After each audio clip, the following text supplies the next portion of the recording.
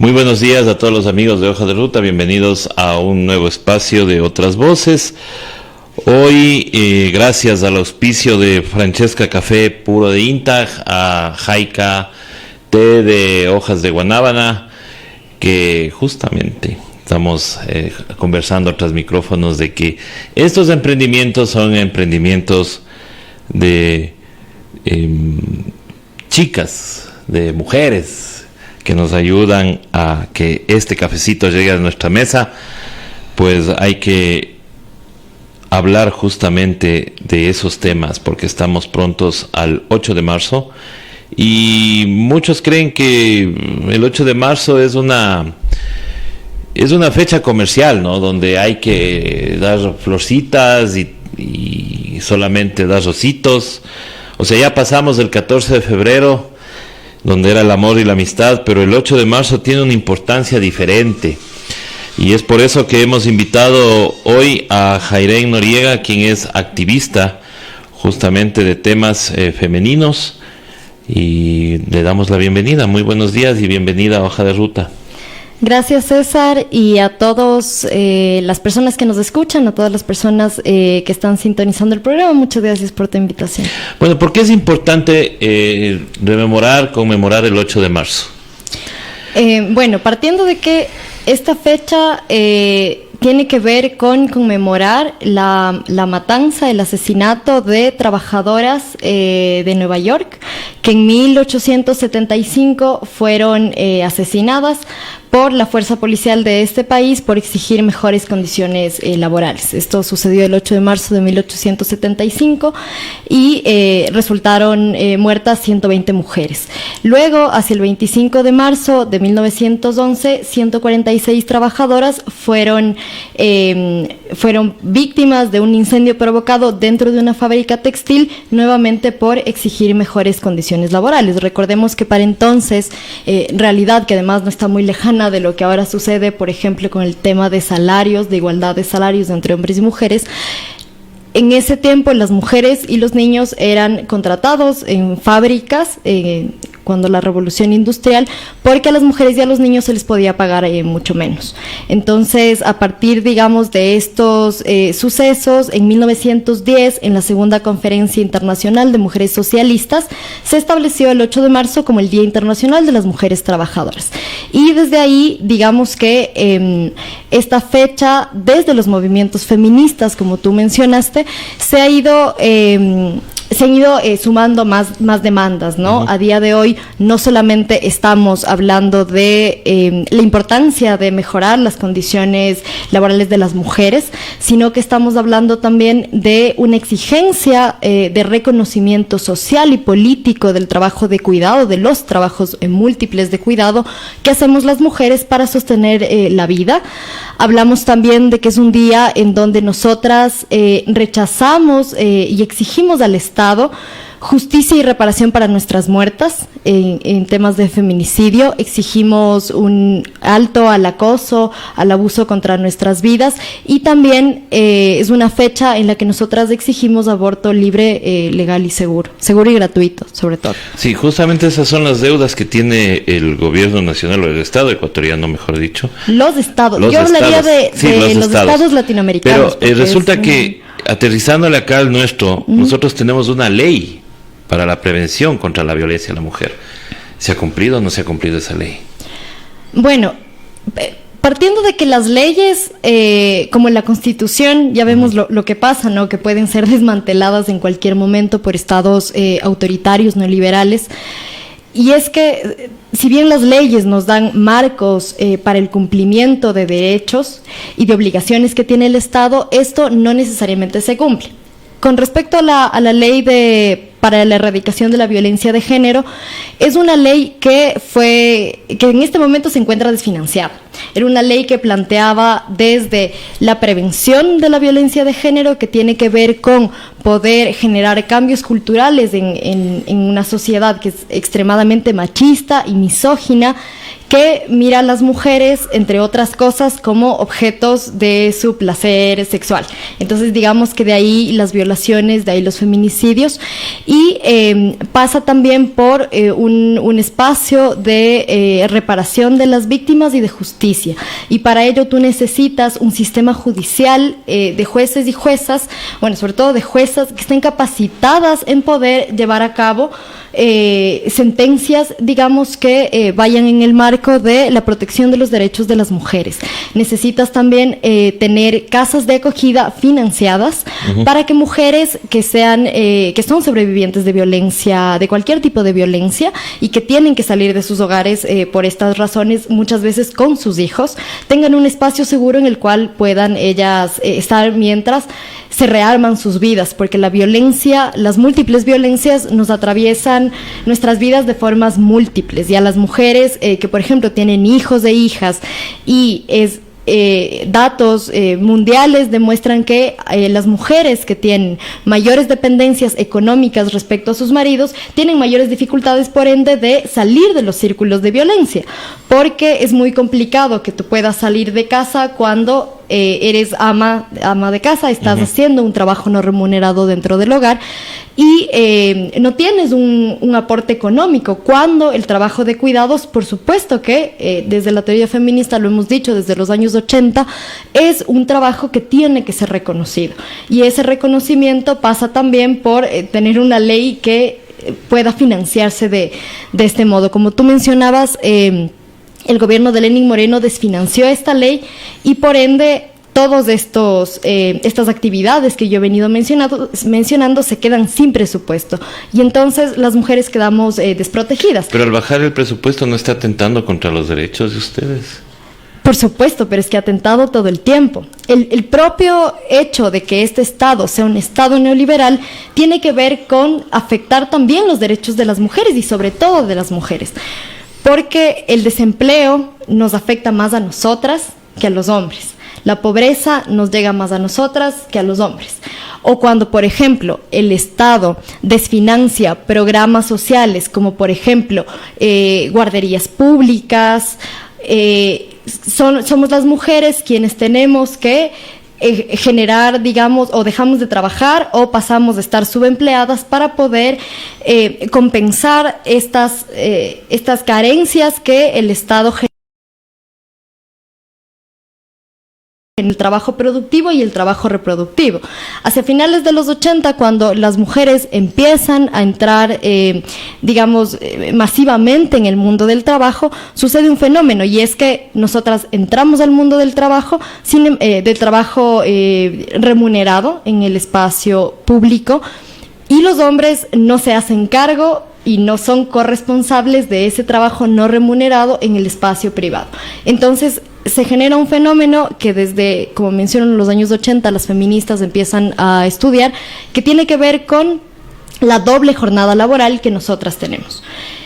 Y que es todos los trabajos de cuidado que hay que hacer alrededor del sostenimiento de la vida, que no pasan solamente por tener un plato de comida en la mesa o tener ropa con que vestirnos, sino que tiene que ver y sobre todo con el cuidado psicológico, mental, que por ejemplo hacen muy bien las madres o las mujeres dentro del espacio familiar, que es un trabajo más invisible que incluso el poder poner un plato de comida en la mesa, porque es algo material que tú puedes tocar, mientras que esa otra dimensión que tiene que ver con estar pendiente de las personas que están a tu alrededor, eso es algo que históricamente ha estado, que las mujeres hemos asumido por el rol en el cual la sociedad nos ha colocado, y eso genera que nosotras tengamos una doble carga de trabajo.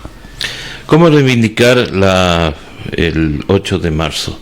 Porque como te dije al principio, mucho se ha comercializado y se ha hecho como un segundo San Valentín. Entonces, ¿cómo reivindicar esta fecha? Bueno, creo que hay múltiples formas de reivindicar, y yo creo que la primera, hablando de los hombres, por ejemplo, creo que es más valioso más valioso que una rosa, o más valioso que una caja de chocolates, o cualquier mensaje bonito por WhatsApp o lo que sea. este reconocimiento al trabajo invisible que hacemos las mujeres y que además es un trabajo que sostiene el mundo. Porque es un trabajo que además aporta al Producto Interno Bruto de los países y que es un trabajo que no está considerado ni por la sociedad, ni por los estados, ni por las empresas. Para que tú puedas tener un trabajador en condiciones óptimas para poder entrar al proceso de explotación, en términos marxistas, tú necesitas poder tener una materia prima ahí, es decir, un recurso humano que esté en condiciones de poder trabajar. Y para poder generar esas condiciones necesitas que alguien haga todo ese trabajo de cuidado para que el hombre pueda solamente dedicarse a trabajar. Entonces, me parece que respecto a la reivindicación, ahí hay un espacio de reconocimiento, por un lado, y por otro lado, las mujeres estamos organizando a nivel mundial un paro internacional. Es el tercer año que tiene como más fuerza este paro a nivel mundial y es Un Día Sin Nosotras. Uh-huh. Y esta concepción es como, bueno, si nuestras vidas importan un montón, pero bueno, si a ustedes no les importa, entonces sobrevivan sin nosotras. ¿Qué implica? Que dentro de tu casa no tengas una mujer que no necesariamente es tu madre, puede ser tu hermana, puede ser tu abuela, puede ser tu tía, porque somos nosotras quienes nos encargamos de ese trabajo. No tengas ese espacio en el que hay otra mujer haciendo el trabajo que tú deberías hacer. Tiene que ver con que nosotras, bueno, si nuestras vidas no importan, entonces no vamos a consumir nada ese día, no vamos a paralizar nuestras actividades laborales. No todas pueden hacerlo porque sabemos que hay muchas que serán despedidas si hacen eso. Pero, digamos, el concepto tiene que ver con que nuestras vidas, que son valiosísimas, sean reconocidas como tal por la sociedad, por el Estado y también, por supuesto, por el espacio privado, las empresas. Cuando se estaba discutiendo en la Asamblea Nacional sobre el tema del aborto en casos de violación, los votos que faltaron casi todos fueron de mujeres. ¿Cómo empoderarles a esas mujeres? Bueno, el tema del aborto es un tema complejo. Uh-huh. Los mínimos en países, yo no los llamaría desarrollados porque ese es un concepto súper colonial, pero bueno, en los países del norte, sobre todo en Europa, el aborto es legal, sin causales, es un aborto libre. En América Latina, los mínimos, dado las cifras espantosas que existen respecto a embarazos adolescentes producto de violación, nos hace pensar en el aborto, digamos que la meta final siempre será el aborto libre, uh-huh, bajo la consigna de que somos nosotras quienes somos las gestoras y somos las encargadas de llevar a término un embarazo. Nosotras deberíamos tener y estar en la capacidad y en el derecho, sobre todo, de poder elegir el destino y el futuro de nuestras vidas. Sin embargo, los mínimos que nosotras hemos estado pidiendo, sobre todo aquí en el país, desde hace ya muchos años, es el aborto por violación, que es un mínimo incluso reconocido por la Organización de Naciones Unidas como un derecho humano, porque incluso el que una mujer sea violada y tenga que estar obligada por el Estado a llevar a fin un embarazo producto de una violación es considerado una tortura por la Organización de Naciones Unidas. Y esos mínimos son los que nosotras estamos pidiendo. Cuando tú me preguntas por qué los votos que faltaron son de mujeres, y yo te diría además hay unos votos ahí de Pachakutik, 4 de los 5 curules que tiene Pachakutik votaron en contra del aborto por violación, y creo que eso es una pregunta que sobre todo las izquierdas debemos hacernos. Uh-huh. Y hago énfasis en las izquierdas porque, por supuesto, hay un feminismo liberal que reivindica a las mujeres y a una igualdad que tiene que ver siempre pegada al capital. Un feminismo de izquierda, un feminismo popular, va a reivindicar nuestros derechos en términos de interseccionalidad. Con interseccionalidad me refiero a nuestros derechos como mujeres, pero entendiendo que las mujeres somos tan diversas, que hay mujeres, que no es lo mismo ser una mujer de clase media universitaria, por ejemplo, como yo, que la tengo más fácil, que una compañera empobrecida, afrodescendiente, que trabaja en el comercio informal, porque no ha podido acceder a derechos como educación, salud, anticoncepción, incluso a veces, etcétera. Entonces, yo digo, pensar que por el hecho de ser mujeres, eres feminista, es un error. Ya vemos a Cynthia Viteri en Guayaquil llevando a cabo una política absolutamente patriarcal. Es como Nebot en mujer, más o menos. Así de violenta, así de machista. O a María Paula Romo, por ejemplo. Ella se dice feminista, es mujer. Bueno, siempre se le conoció como feminista. Pero no necesariamente es un feminismo en el que las izquierdas y el feminismo popular cree y trabaja.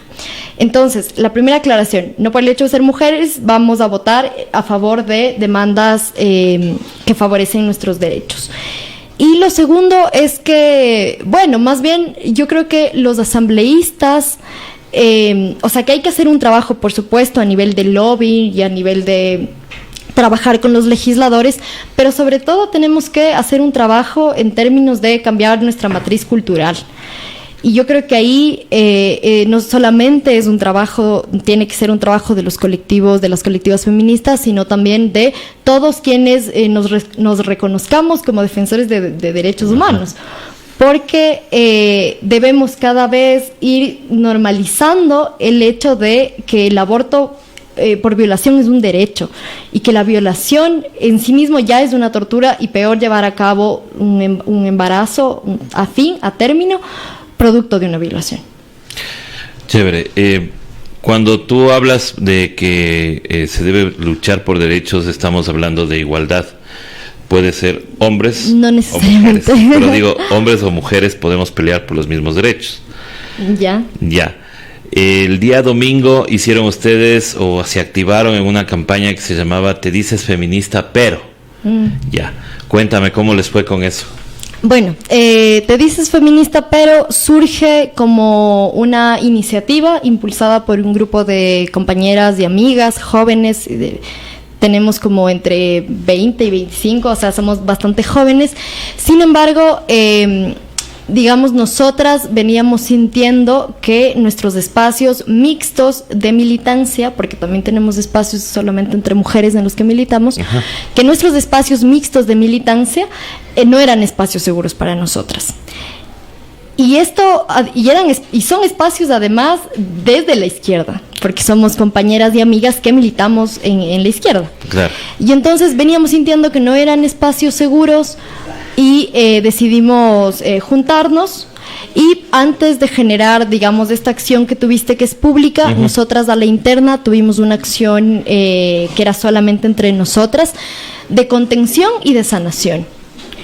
Porque hablar de violencia, de violencias es difícil para las mujeres. Porque las mujeres somos violentadas a diario y somos violentadas además desde edades muy cortas.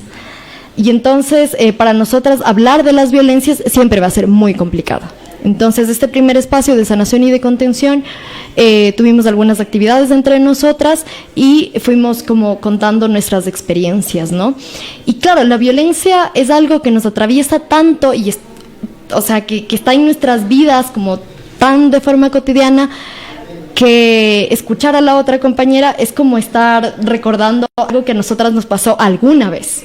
Porque la violencia machista es una violencia sistemática y es una violencia absolutamente normalizada.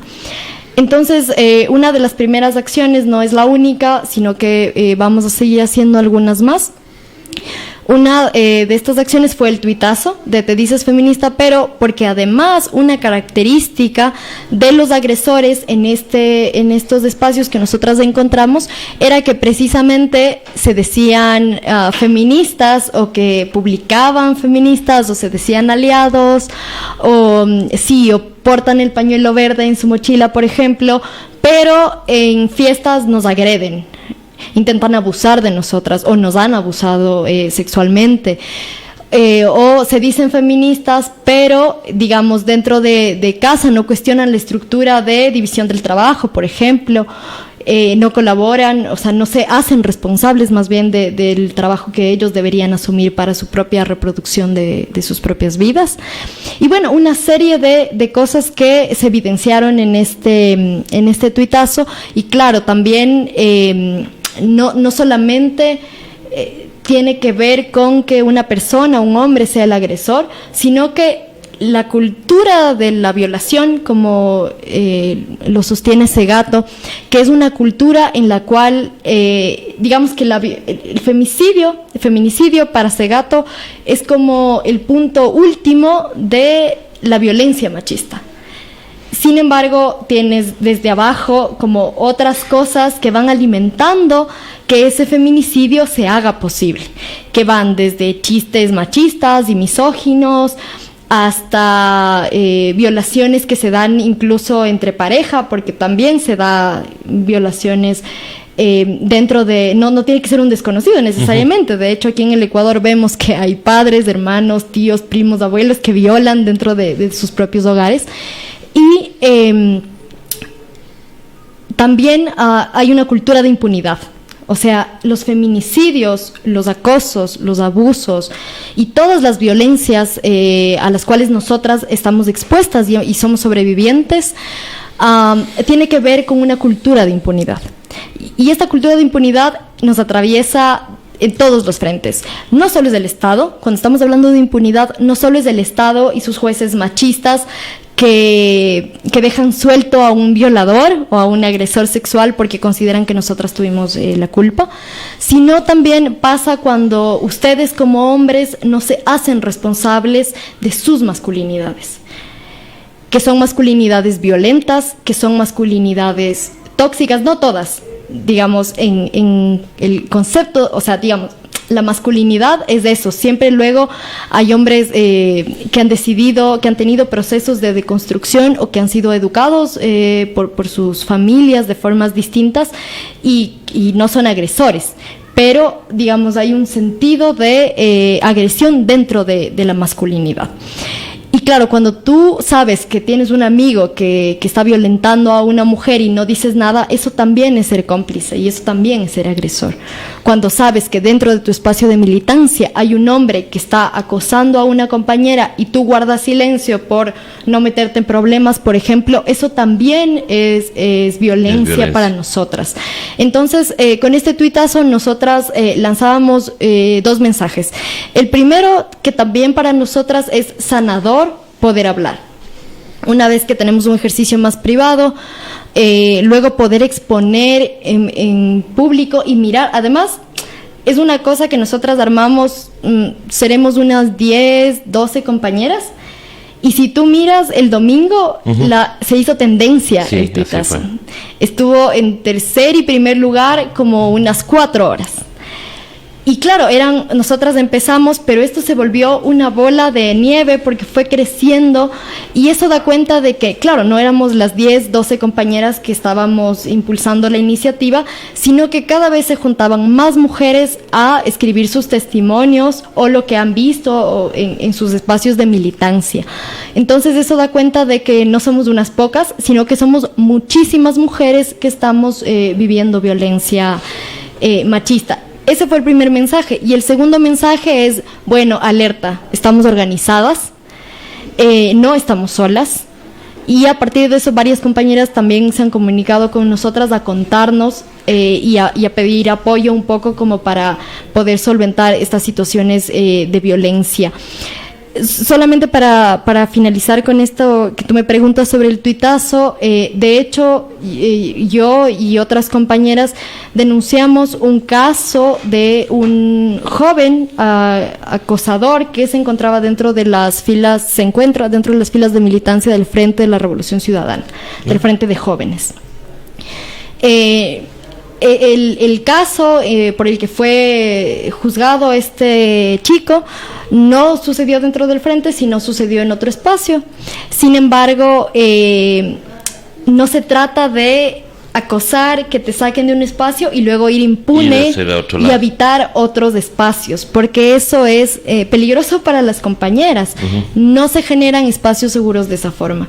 Se comunicó a la dirigencia nacional sobre este hecho y sobre esta persona que además tiene una vocería pública. Y eso también es cultura de la impunidad, porque si nosotros y nosotras damos espacio a las personas que nos violentan, espacio público, se está legitimando su violencia y se está revictimizando a la compañera que hoy es sobreviviente de una violencia que él provocó. El caso se comunicó, pasaron 3 semanas con respuestas a mi parecer bastante tibias, ¿no? Como es una situación complicada, hay que conversarlo, bueno, vamos a ver qué aguantemos, hacemos. Aguantemos a ver qué pasa. Capaz que no fue tan así. Exacto. Ya. Y eso también es revictimizar a las compañeras, porque es desvalorizar nuestra palabra, aun cuando hablar de violencia, cualquier tipo de violencia, es re complejo para nosotras. Cuando ya nos atrevemos a denunciar es porque, o sea, será ínfimo el número de mujeres que denuncien y que no sea verdad. Claro. Porque ya en sí mismo el proceso de llevar a cabo la denuncia, de contar, de yo decirte, oye, me pasó esto, es bien complejo, bien duro. Claro. Entonces, pasaron estas 3 semanas, no pasaba nada, luego el presidente de las juventudes se comunicó conmigo, y yo le dije como, bueno, tenemos que solventar esto ya, o sea, esto no puede seguir así. Y no pasaba nada, nos pedían un poco más de tiempo, y bueno, nosotras en el tuitazo dijimos, hay que presionar. Y eso funciona, porque el día siguiente, el día de ayer, el Frente sacó un comunicado con algunas resoluciones que nosotras saludamos evidentemente, pero no podemos tardarnos tanto tiempo en dar respuestas a casos de violencia y acoso. Lo que nosotras también estamos proponiendo es que dentro de las organizaciones políticas, sociales, dentro de las instituciones públicas, dentro de las empresas, que hay muchísimo acoso laboral, se generen protocolos de atención para casos de acoso contra las compañeras, que son protocolos que tienen que ver con que haya una comisión de mujeres que pueda receptar el caso y pueda receptar la denuncia, y que esa denuncia además sea hecha solamente una vez, porque yo no te puedo pedir que vayas dando tu testimonio a cuánta persona se te asome por enfrente, porque es difícil hablar de las violencias, y que esta comisión de mujeres pueda tramitar, ¿no? Nosotras, una cosa que se ha criticado mucho del feminismo es que se dice, ¿no?, que nosotras juzgamos antes de que haya pruebas y demás, sino que a veces es muy difícil probar. ¿Cómo yo puedo probar que un hombre de mi círculo militante me hizo algo? O sea, como que a veces no hay pruebas, no todas las violencias tienen que estar registradas como marcas en el cuerpo. Y entonces eso también nosotras manejamos el principio de creer a las compañeras que están denunciando. Con esto quiero finalizar, solamente quiero tu criterio, porque en esta lógica cuántica de que se roban átomos acá en este país, el señor Moreno hizo unas declaraciones sobre que el acoso solamente la denuncian cuando uno es feo y cuando uno es guapo, entonces ahí se pasa nomás. Resulta que el presidente Piñera también hace unas declaraciones el día de ayer y dice, a veces no es solamente la voluntad de los hombres de abusar, sino también la posición de las mujeres de ser abusadas. ¿Qué opinas tú de estas palabras de el caballero Piñera, presidente de Chile? Bueno, la verdad es que por supuesto que me horrorizan y me espantan, pero no es nada nuevo. Porque comentaba... pero son el poder, ellos sí, por son supuesto, la cabeza. Por supuesto. Hay una cultura de la violación, como ya mencionaba, que nos atraviesa en todos los espacios, y que los hombres que tienen poder, que por supuesto es mucho más peligroso que el señor del bus, que está conmigo en el bus, diga eso, digamos, es horrible y suena feo. Y suena feo. Peor del presidente. Pero que un presidente, que un primer mandatario lo diga, no solamente da cuenta de su posición personal, de él como Piñera o como Moreno, sino que da cuenta de cómo este mandatario, de cómo el Estado, porque él es quien está a la cabeza del Estado, cómo el Estado está gestionando la violencia de género contra las mujeres. Y lo peor es que le dicen un espacio que supuestamente es para reivindicar el tema de la violencia, porque es la presentación de la ley Gabriela. Exacto, pero bueno, digamos que siempre hay contextos que pueden parecernos que son más terroríficos que otros, pero igual da lo mismo. Pero exactamente.